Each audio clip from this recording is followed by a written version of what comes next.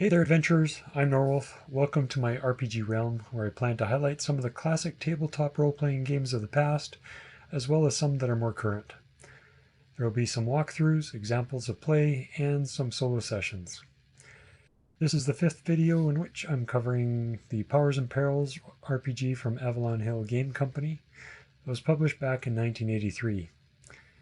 And this is the second video in which I am going to do some sample combat, which will include the melee and spellcasting.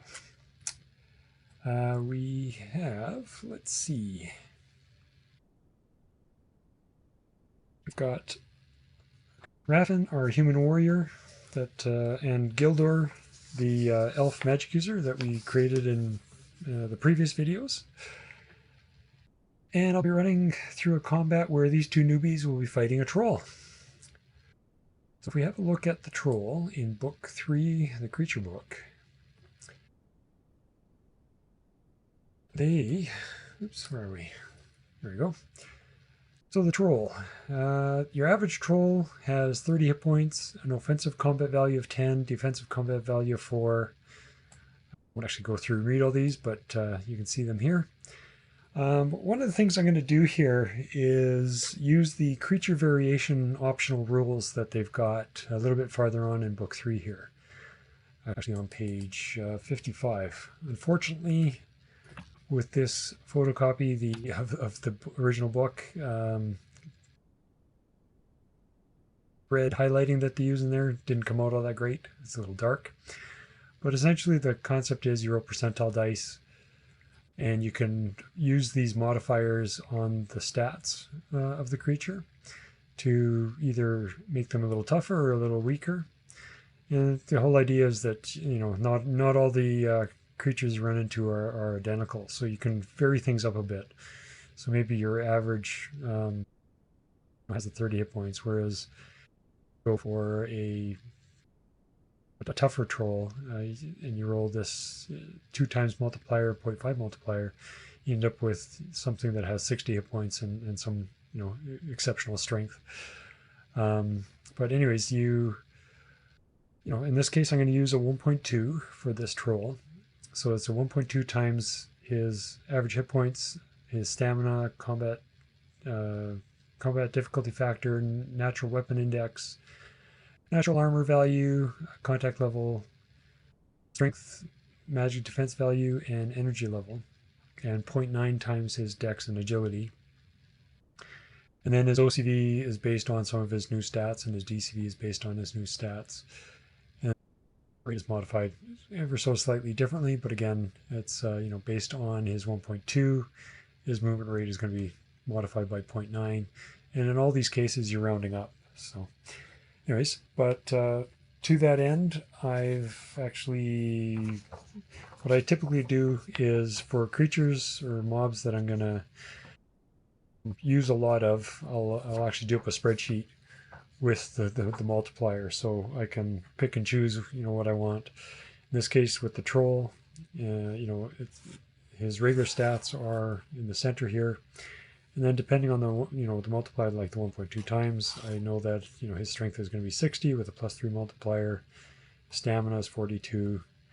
His dex and agility don't change in this case, which means his DCV hasn't changed. But if you look farther down, that the 2 times multiplier and the 0.5 multiplier, his DCV really drops down, but his OCV, you know, goes up quite substantially. And yeah, so anyways, I've taken these stats, mark them down on a sheet of paper, and so we'll be using the sheet here to track what's going on. Let's see, what else? Oh, I've got the different screens from the book of tables handy here. I won't be using the encounter screen since we already know what we're fighting. I do have the combat screen and the magic screen, so these just make it a little bit easier to reference some of the tables and whatnot that we will need. And I think we're ready. So just a reminder from the combat side, the melee combat side of things, or well, the combat rounds. In each phase will be, oops, where's the phases here? In each phase, the phase sequence consists of mana allocation, missile fire, magic effect, and then movement and melee. Basically, the casters, they spend the first action they do is gather their mana. If there's anybody shooting bows or doing missile fire, they'll go next. If the casters gathered enough mana to cast their spell, then the magic effect takes effect, and then the movement and melee happens. And then when we get to the melee, I'll get into the attack priority table, but let's start with our getting into the first phase here. So what I've set up is another flip here, and we'll go to our little combat table.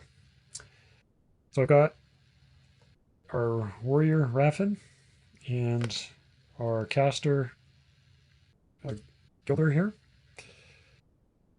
Go check his name. Galdor, yes. And this bugbear is representing our troll. Pleasant looking character that he is. So let's get into this. So basically we start with phase 1 of the first combat tactical turn. And I know that we've got a range of, I think, 11 here. 1, 2, 3, 4, 5, 6, 7, 8, 9, 10, 11. So in this first phase, we'll do missile fire from our two heroes here. And it so happens that they both happen to have longbows, and they both have an EL 5 in their bow skill. So that EL will be subtracted from the percentile roll. And we know that 11 is a medium range, which puts us on the 0 line of the combat table. Look at the combat table, and we know that the troll doesn't have any sort of modifiers to add to their roll, so they'll be rolling on the 0 with a -5 for each of them. So let's see. We'll do Raffin first. 31 -5, 26. That is a shield hit, but the troll, of course, doesn't have a shield, so that becomes a regular hit. And I guess I might as well roll Galdor's here while I'm at it. And we rolled a 9 -5, so that's a 4, and that's a severe hit for Galdor. All right. So Raffin and his regular hit with his bow does a d6 +1. So that's 7 points. So 7, oops, sorry. And of course the the troll has a natural armor value of 3, so only 4 points actually make it through. That's for Raffin with his bow. Okay, and Galdor did a severe hit, which with his bow was a d10 +4. So we roll a d10, and he does a whole 5 points. So 2 points get through with his natural armor value of 3. So that's Galdor with his bow. And that puts us at 32 and 30 hit points, just to make our life a little easier here. Right. So I kind of skipped over mana allocation since nobody was gathering mana. We did our missile fire. There's no magic effect. And now we do movement melee. So these guys are not moving. They did their ranged attacks. And we know that the troll moves 3 in that first phase. So 1, 2, 3. Okay, phase 2. Mana allocation. I don't think we have anything of yet, anyways. We'll do missile fire. So again, 1, 2, 3, 4, 5, 6, 7, 8. We know that 8 is still a medium range, so we're on the 0 with a -5. Again, we'll start with Raffin first. -5 to the roll, and he got a 39. There's a shield hit, so he's got a regular hit again. And Galdor with -5, we got a 59, which is a miss. All right. So Raffin with a regular hit. Does a die 6 plus 3, and we got another 6. So 6 points get through.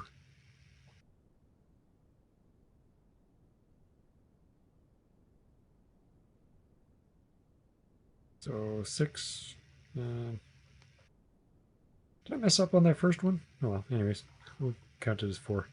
So Raffin with the bow, 24 hit points. And Raffin will... let's see what we do. So movement, mana location, movement melee. So he moves 2 that round. Raffin will drop his bow. I'll put his bow away and look to... I'll actually the next round, since he did his missile fire here. He'll actually move up 1. And actually so will Galdor. Right. Phase 3. I think in this round, in the last round, Galdor will also have just dropped his bow, so we can get into some mana location. So phase 3. So mana location. Galdor is going to cast a spell, or start casting a spell. He has... he's going to do a Smokeless Flame, which has a base mana cost of 4. And he has EL 0 in that, but he has a supernatural language that we referenced last time around.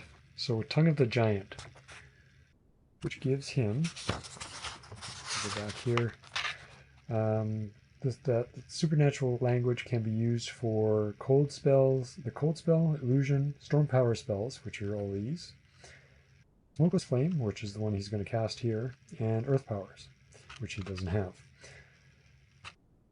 So let's see if he's successful in casting his language, or using his language.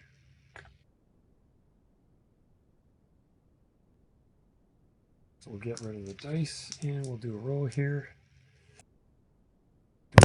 Whoops, 42. So he's successful in using his language. So using a supernatural language when you're casting a spell will do a couple things for you. One is it'll allow you to use the spell at an EL of 1 higher. So he's got the equivalent of EL 1 now in Smokeless Flame, and it reduces the casting cost by 20%, round down. So if we look at the spell table, or the spell sheet here, or screen, we look at the base mana cost of 4. So for him to cast it at EL 0 would cost him 4 mana. For him to cast it at EL 1 will cost him 6 mana. And that's reduced by 20%, so that's actually going to be 5. And he's an MEL 2 caster, or a magic user. His magic experience level is 2. With an EL 1 in that spell, he can gather 2 mana per phase. So he needs 5, so we know that it's going to be on the 3rd phase before he can actually get that spell off. Or the 3rd phase from now. So, let's see. We know that he needs 5, and he will have gathered 2 this phase. We have Missile Fire, there's nobody doing missiles. Mana or magic effect. He's not ready to cast a spell yet. So we get into movement and melee. So in phase 3, he's moving 3. And I guess Raffin will move up to attack him. And I guess we do our melee now. So, as you remember, the troll has an OCV of 13, and Raffin is using a heavy sword. So the OCV 13 puts our troll in order 3, and the heavy sword is 7, so the troll is going first. And the troll has an OCV of 13 versus Raffin's DCV of 7. So that puts him on the +6 line. The troll has a natural weapon index of -2, so he's subtracting 2 from his roll. But Raffin has a shield skill of 2, so he's adding 2, so that's a net 0. So we're on the +6 line without any modifiers, or the net 0 modifier. So the troll attacks, he gets an 8. That's a severe hit on Raffin. That's not going to be very, very nice. So the troll is going to be doing a d10 plus 3. And I don't think the natural weapon index has any other modifier or any other effect on that. So natural weapons, roll modifiers, damage modifier, none, strength bonus. So we're assuming the troll's just using natural weapons here and not a club or anything. It's a d10 plus 3 for damage on Raffin. Ouch, 12 points. And I guess the other thing to note is with a severe hit, Raffin's metal helm comes into play. So from the 12 points, only 8 points get through. So the armor takes 8 and Raffin takes 8. Nasty hit. And it would have been, if had the creature done 20 points of damage, it would have destroyed the helm, but not in this case. Now Raffin attacks back. He is using his bastard sword. He has EL 6, so he's subtracting 6 from his roll. OCV of 7 for Raffin against the DCV 4, so he is on the +3 line with a -6 to his roll. So if we look at the +3 line, he's got at least a 56 or less. And we've got a 57 with his -6, so he misses just. Right.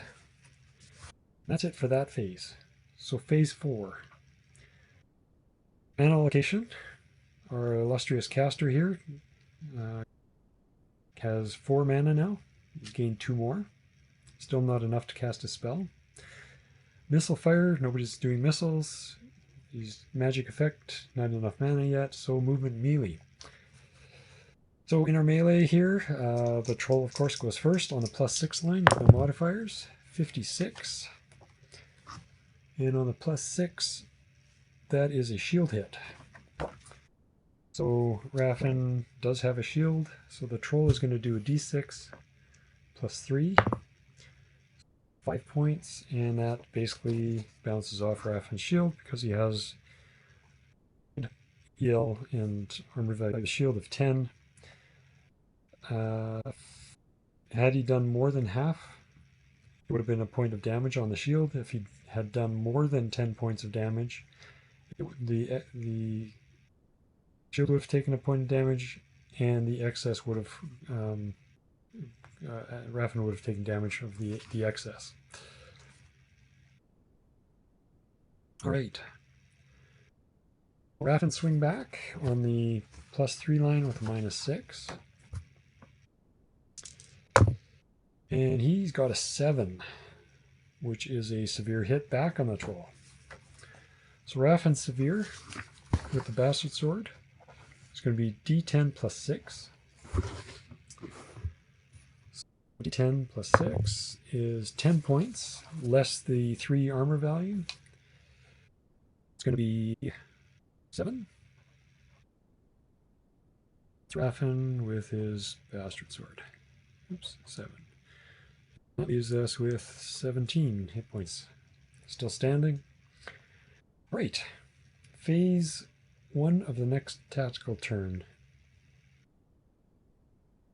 Mana allocation.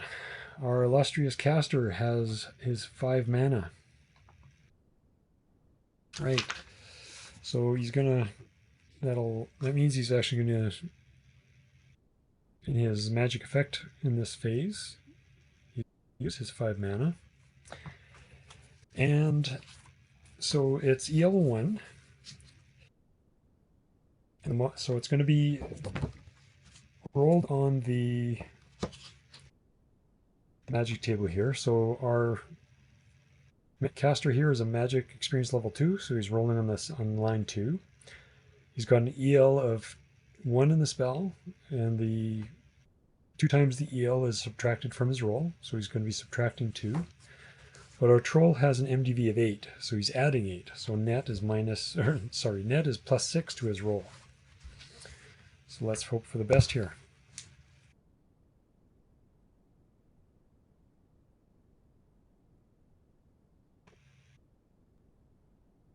And, oops, a little stutter there. But so he rolls a 25 on the 2 line. That's a success. And we've used a smokeless flame. So let's flip back to the book here and see what that spell actually does. Flip back to book 2. Go down to smokeless flame, which is on page 39. So, a flame of incredible intensity, drawn from the essence from which fire was born. A success will damage the target. Abysmal failure will damage the caster. It's never a good thing. The spell has no effect on creatures with innate fire powers, fire elementals of fire, Jinn, and Ifrit. Cast under these restrictions. Okay, so we have a range of EL plus 1, so we have a range of 2, which our troll is within 2. And the damage that it does is EL, there's 3d10 plus EL times 4. So EL 1, so we have 3d10 plus 4. So let's do our 3d10 here. So we got 11, 15, 19 points of damage. And does the natural armor value subtract from that? I don't think it does, if I remember correctly. I could be wrong, but I'm fairly certain that the natural armor value is only for in defensive melee attacks. So, what did I say, 19?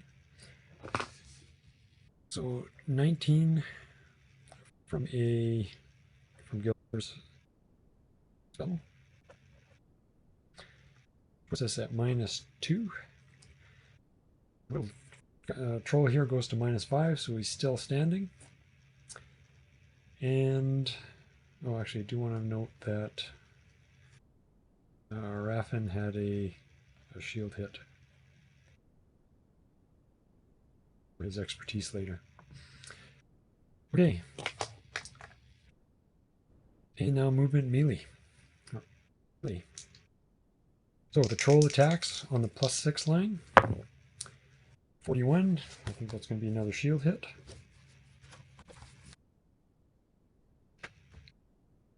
Oof, yep, another shield hit. And he's going to do 6 plus 3, so 5 points.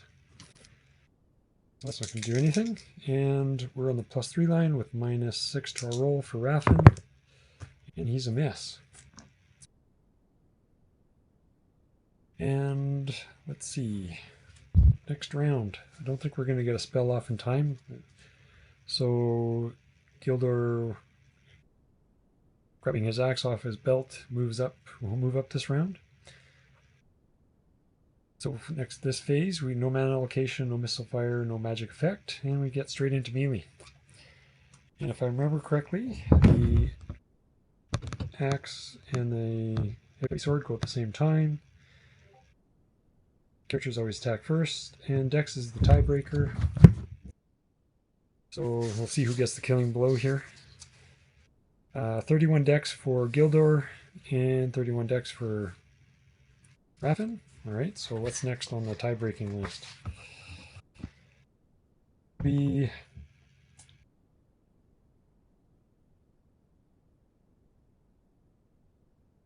Dex first tie instead of agility. Well, let's go for agility. Will be the next tiebreaker. So we've got a 16 and a 16. You know what? I'm just going to say Galdor. We'll give Galdor the swing here first. But first we have the troll swinging at Raffin. And we got an 86, so that's a miss. Galdor swings with a -5 because of his, -2 because of his axe skill. So he rolls an 18. And he's going to be attacking on his OCD is 5 against the DC 4, so he's on the +1 line. And that 18 is just a regular hit. So Galdor on a regular hit does a D6 +2. So 6 points, less the 3 for the armor, or the natural armor value. So 3 points of damage, puts him at -5. This is Galdor with his axe. Excellent. So our troll is dead.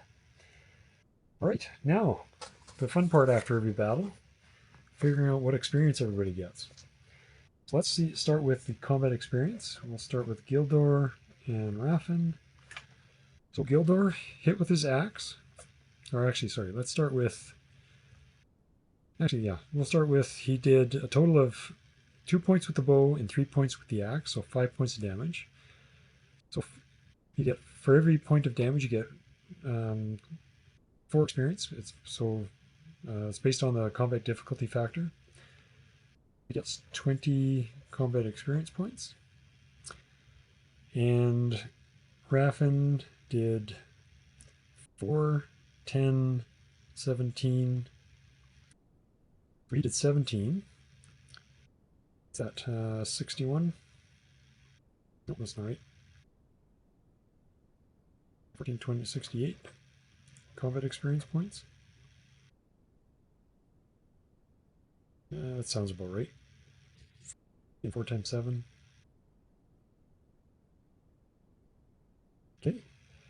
And for every 50 combat experience points round up, they get 1 characteristic each. So Raffin has 2 characteristics to add to his character sheet. Galdor has 1 characteristic.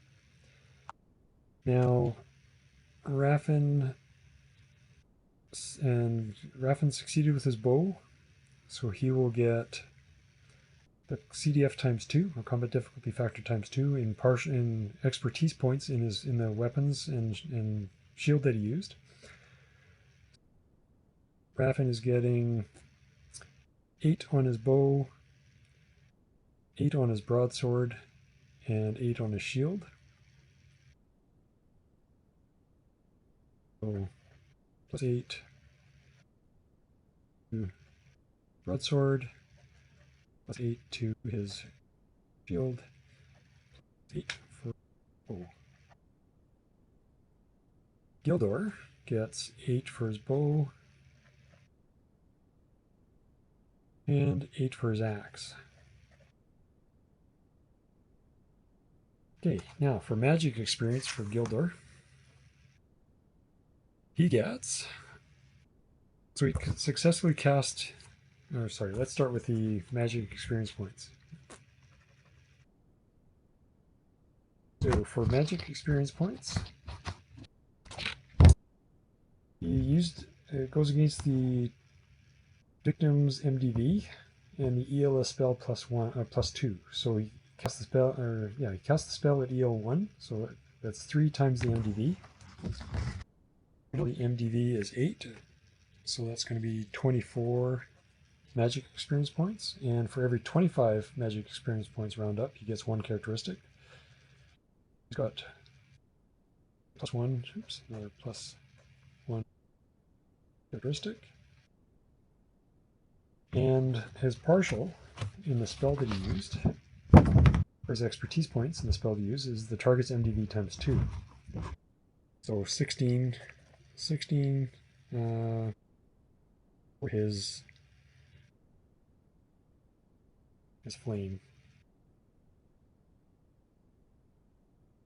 So let's add those in the guy's character sheets.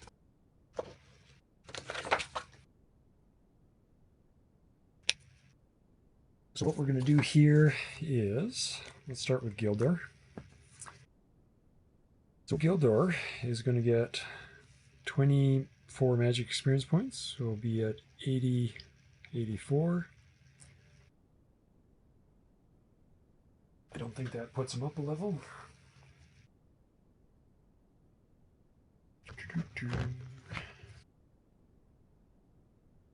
So 84. Oh, it puts him up. So 80 is how many needed for MEL 3. So that makes his MEL go up to 3.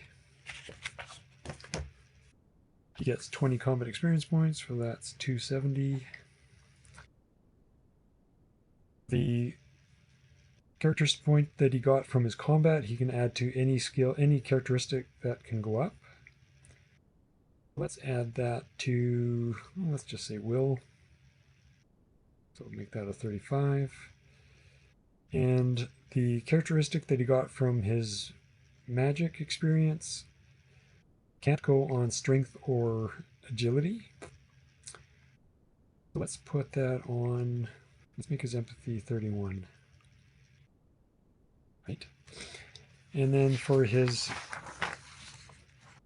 and then his smokeless flame, he got 16 partial there, or 16 expertise for a smokeless flame.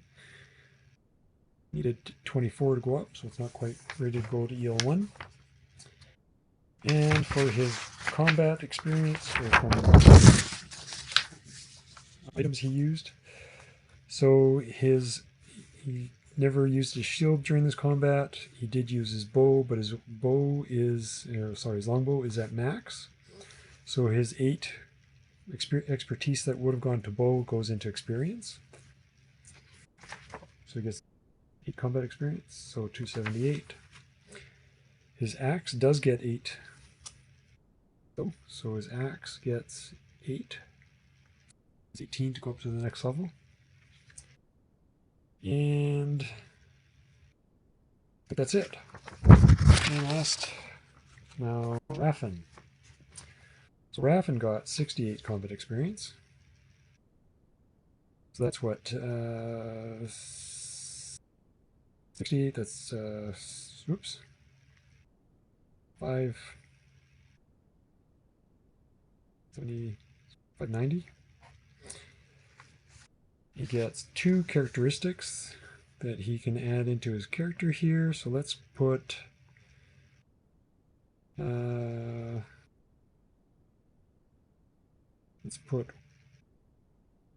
can't remember if you can put more than 1 point, or if you have to split them half or not. So just in case, we'll make that a 27. Make this a 17. Okay, now for his expertise. So he got for his bastard sword, which is at max, so that's 8 more experience points that he's going to get, combat experience points, and his bow is also at max, so 16 more combat experience points, since those can't go up. I'll mark that as plus 16. Guess that's 606. I don't think that puts him up a combat experience level.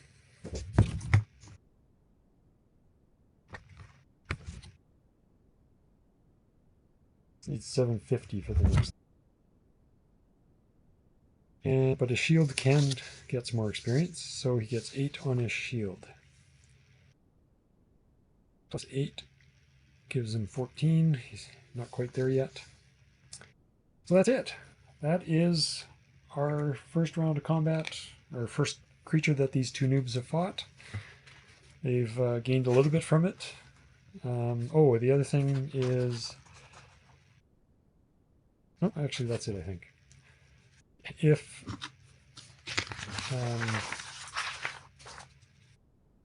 because Galdor was successful in using his supernatural language, if it was not maxed, he would have also got that 16 expertise points in his supernatural language, but it is maxed, so there's nothing he can gain there at this point. So anyways, hopefully that was helpful for you guys, or was interesting anyways. I look forward to maybe getting into maybe some solo play or something with these guys, and we'll see how that goes. So again, thanks for joining me. Hopefully this was informative, and you can see, I don't think it really kind of showed the power of the flexibility of the spell casting.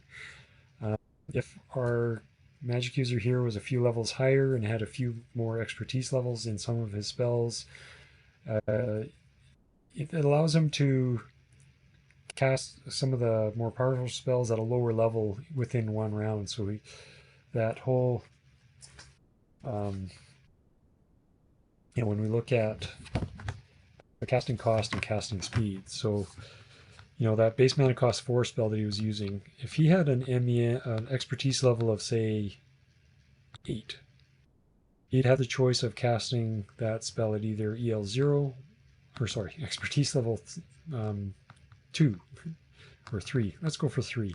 So if he had expertise level 3 in that spell, he'd have the choice of casting it at EL0, 1, 2, 3, or 3. And those, so he would need 4, 6, 8, or 10 mana for that. And if he was an MEL, say 4 magic user,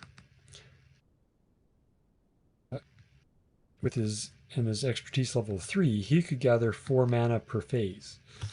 So he could effectively cast that spell at EL0 right away. So during that first phase of combat, he would have gathered 4 mana and been able to cast the EL0 spell during the magic effect phase. You could cast it at EL2 in 2 rounds, because he could gather 8 mana in that time. Or if he wanted to actually cast it at the full EL3, he'd have to wait the 3 rounds. So he'd gather 8 the first 2, and then 2 more in the third phase, and be able to cast it at EL3. So there's a lot of flexibility to what you can do with the spells. And anyways, hopefully that makes sense. But anyways, guys, thanks for joining me. Hopefully, as I said, this was informative or useful to you guys. And if you have any comments or questions, please let me know, and look forward to seeing you the next time around. Thanks a lot.